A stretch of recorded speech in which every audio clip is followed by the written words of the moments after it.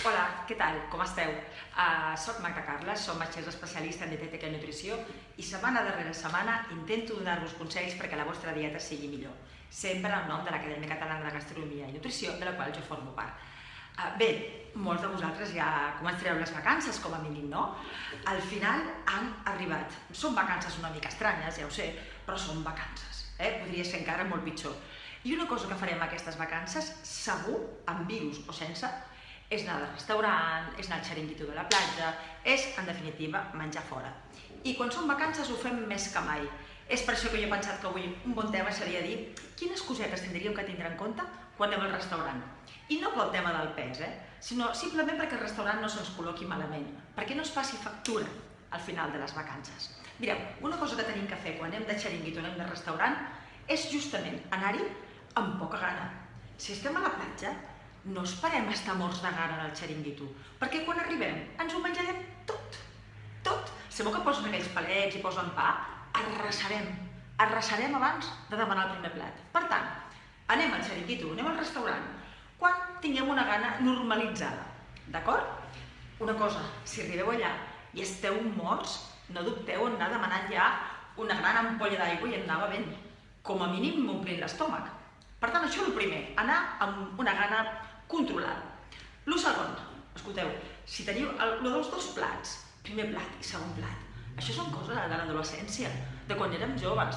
Quan un ja té una certa edat, amb un plat en tenim prou, de veritat. I jo us aconsello que aquest plat sigui més un segon compliment. Per què? Perquè el segon sempre sol tenir aliments rics en proteïnes i són molt més saciants.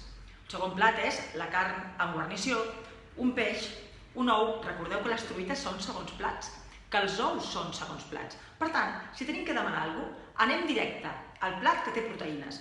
Una amanida també pot tenir proteïnes, ja ho dèieu l'altre dia. Pot tenir ou dur, pot tenir tonyina, però un primer i un segon, de veritat que això són coses de la infància. Per cert, parlant de nens, que a vegades anem al restaurant amb nens, sisplau, hi ha uns menús de nens a vegades al restaurant que són per plorar. De veritat, no és obligatori que els nens mengin rebossats. Patates fregides, croquetes, pizzas, patates fregides. Donem-li un plat d'adults que els agradi. Controleu primer el menú de nens i després veureu si ho podeu demanar o no. És un tema pendent dels nostres restaurants. Els menús de nens, ho sento, solen ser nefastos. D'acord? Dit això, hem dit que millor un sol plat. Una altra cosa que tenim que fer també quan anem al restaurant és preguntar. Si jo no sé amb què va aquest pollastre, o no sé aquesta amanida quina salsa té, o no sé exactament aquestes croquetes en què van acompanyades, quan m'ho portin ja estarà. I si hi ha una muntanya de patates fregides olioses, jo me les acabaré menjant. De veritat, per més que la meva voluntat sigui menjar bé. Per tant, jo pago, jo pregunto. Per què no? Tots tenim dret a saber què ens portaran. I a vegades callem, i quan ja ho tenim al plat no ens agrada. O és massa quantitat, o és una guarnició que és horrible. Per tant, preguntem què porta aquest plat, quina salsa té, etc, etc, etc. Una altra cosa que no cal dir i sempre va bé. És lògic que ens agradin postres dolços. És lògic que ens faci gràcia aquella tarta o aquell coulant, però una cosa que va bé, tinguem el pes que tinguem, és compartir. Compartir sempre va bé, però realment quan és un plat dolç, de veritat, en general el postre dolç no ens fa falta, però si ens fa il·lusió, per què no el compartim?